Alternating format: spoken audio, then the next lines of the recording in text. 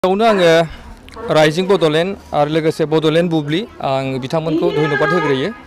मानोना दिनै मोनसे जारिमिनारि सान, जिहेतु देबोरगाव प्राइमारिखौ जेब्ला जों दानानै होदोंमोन बै समनिफ्रायनो बिथांमोना गावसिनि नारा नाथानि गेजेरजों गोबां बिथांमोना खामानि मावनानै दिनै मोनसे पजिशनाव बिथांमोना लाबोनो हादों।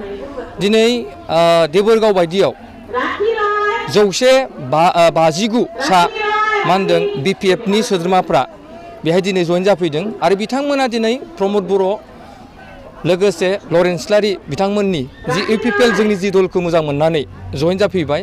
आं सिगाङावनो बिथांमोनखौ आं कंग्रेचुलेसन जासियो। मानोना दिनै मिन्थिबाय जे मानसिफ्रा जे UPPL दलानो मोनसे शक्तिशालि आरो मोनसे गोग्गो समाज दानो थांगासिनो दङ। बेनिखायनो साफ्रोमबो रायजो राजाफ्रा बारसिमदों दा UPPL दलावनो। मानोना UPPL दल बायदि UPPL दलाव थानानै खामानि मावनो थाखाय मा होनदों जोंनि थाखाय जोबोद मोजां। मानोना UPPLआ इयुन फिउचारनि थाखाय बेहाय गोबां खामानि मावनांगौ दङ। बेनिखायनो गासैबो गुबुन जनगोष्ठीनि मानसिफ्राबो दिनै लैहोर लैहोर फैदों। फ्राय नोंथांमोना नुनो मोन्दों फ्राय बेहाय राजबंशी गुबुन गुबुन जनगोष्ठीनि मानसिफ्रानो फ्राय बे देबोरगाव बायदियाव मा होनदों जइन जादों। मानो होनबा मोनसे समाव देबोरगाव बायदियाव जोंनि मानसिखौ जोङो आसि बिसियावनो साननानै जों नुनो मोनोमोन। नाथाय दिनै बिथांमोनाबो हाग्रामा महिलारि बिथांखौ गाज्रि मोनबाय। निस्सय बिथांमोना दिनै मिन्थिदों जे प्रमद बर' माने सारनि नेतृत्वखौनो बिथांमोना मोजां मोनदों। लरेन्स इस्लारिनि UPPLखौनो बिथांमोना मोजां मोनदों। बेनिखायनो दिनै दासो सिगां जोंना MLA साराबो जोबोद बिथांमोनजों दसे लोगो हमज्लायनानै थांबाय आरो बिथाङा मा होनदों आस्था होदों जे फैबाय थानाय समफोराव जोंनि समस्थियाव जेसेबांखिनि जेंना जेंगोनाफोर दङ जों बेखौ लानानै ज'नो जों खामानि मावलांगोन। बेहाय खुनु राव हारि धोरोम रावखौ बासियाजासे समानै खामानि मावलांगोन होननानै बिथाङा बिथोन होदों। आरो आं दिनै गोग्गानांगोन मानोना देबोरगाव ब्लकजों लोगोसे देबोरगाव प्राइमारिनि जायफ्रा दैदेनगिरि जोंहा मानगोनां प्रेसिडेन्ट हिसाबै जितेन बसुमतारी बिथां दं आरो जोंहा फंबाय गाहाय नेहाथारि हिसाबै जोंहा तरुन नार्जारी दङ। बिथांमोननि नारा नाथा दैलि बिथांमोननि खामानि मावनायनि गेजेरजों दिनै देबोरगाव बायदियाव रह' नोंथांमोना दिनै UPPL दलाव जइन जानायखौ नोंथांमोना नुनो मोन्दों। आरो बेनो मोनसे इंगित फैबाय थानाय 2026आव मा होनदों जोंनि 5 नं लकसभायाव UPPL दलानो देरहागोना खाथां आरो फैबाय 25आवबो जेरैखि जाया UPPLआनो गोदान मोनसे मेजरिटि लानानै सरकार दागोन बियो 100%। आरो आं नोंथांमोनखौ सिगाङावबो बुंदों जे जेरैखि जाया UPPL पार्टिया सिंगेल लार्जेस्ट हिसाबै लानानै मा होनदों जों गैयाब्लाबो 30-40 बोसोर मा होनदों जों सासन खालामगोन BTR ओनसोलाव आरो गासैबो जनगोष्ठीनि समाननि मोन्थायखौ जों खामानि मावलांगोन। आइजोफोरा बेबायदि मोन्थायखौ मोननो थाङाखैमोन। नाथाय UPPL दला हौवाजों समान आइजोफोरखौबो दिनै मा होनदों बे मोनसे अधिकार होदों आरो बिथांमोननि मोननांगौ फैगौफोरखौबो नोंथांमोना मोनफ्रोमबो बिथिङावनो नाय गथे आइजो चेयारमेननिफ्राय लानानै भाइस चेयारमेननिफ्राय लानानै जोङो मोनफ्रोमबो गिदिर मा होनदों जोंनि गभर्नमेन्ट माखासे माबाफ्रावबो बिथांमोनखौ जों सोसननानै लानाय जादों। पार्टिनि नेताफोराबो दिनै आइजोफोर दङ। जोङो पेरेन्ट बडियावबो सोसनना लानाय जादों। बेनिखायनो जों आइजोफोरखौ मालाबाबो साना जे हौवाफोरनि उनाव थानो नाङा होननानै जों जेब्लायबो आइजोफोरखौ बिथांमोनखौ जों फोरोंलांनायजों लोगोसे दिनै समाजाव दिनै हारि दानांगौबा आइजोआ सिगां जानांगोन, बिमा माहारिया थिग जानांगोन आरो बिमा माहारिया जेब्ला थिग जागोन जोंनि समाजाबो थिग जागोन।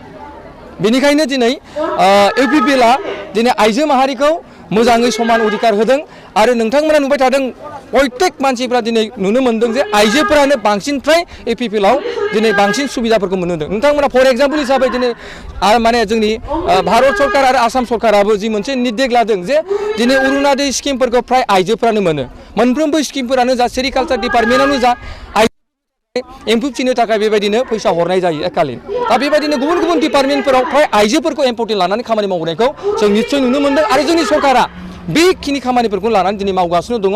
नोंथांमोना नुनो मोन्दों दिनै थिथागुरि ब्लक बायदियाव गोबां खामानि जागासिनो दङ आइजोफोरनिजों लोगोसे गुबुन गुबुन बेबायदिनो आरो जों फैबाय थानाय समाव खामानि मावनो थाखाय UPPL दला जानजि खाफ्रा जोंनि दिनै बे हाबाफारिखौ खुंफुंनो हानानै देबोरगाव प्राइमारि कमिटिनि UPPL कमिटिनि जे जयनिं प्रग्राम सेरेमनिखौ जों खुंफुंनो हानानै आं जोबोद गोजोननाय मोन्दों। आरो बे जयनिं प्रग्रामाव जाय बिथांमोना जोंजों जयनिं जाफैदों बिथांमोननिसिमबो आङो जोबोद साबायखर बावहरो। मानोना बिथांमोना जोंजों नैबे थांनाय मास मोननैनि सिगाङावनो बिथांमोना जोंजों जोबोद कन्टेक्टआव थाबाय थादोंमोन आरो बे कन्टेक्टआव थानायलाय बिथांमोना जोंजों दिनैहाय 159 जन बिथांमोना जोंनि देबोरगाव प्राइमारि कमिटियाव जगदानखौ जाफैदों आरो बे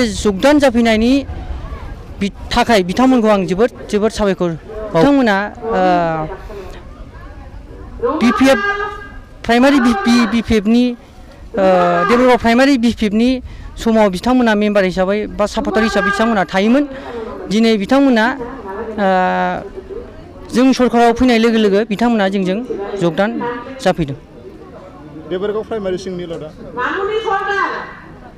देबरगाव प्राइमारि सिंनि खोथाखौ बुङोबाथ' जों जोबोद मोजां मानोना जों जोबोद आगबारिगासिनो दङ मानोना जोंजों बहुद रायजो राजाफ्रा 14टा गामिनि रायजो राजाफ्रा जोंजों कन्टेक्टआव थागासिनो दं आरो जोंनि सरकारनि डेभेलपमेन्टनि जा खामानि फैगोन बिथांमोना बेफोरखौबो जोबोद मोजां मोनदों आरो जोंनि सरकारनि खामानि मावनाय हाबाफारिखौनो जोबोद मोजां मोननानै जोंजों दा कन्टेक्टआव थानानै बिथांमोना जोंजों जगदान जाफैनो हादों आरो गोबां फैबावगोन बिथांमोना जोंजों जगाजगाव आरो दंगासिनो दंबावो गोबां फैबावगोन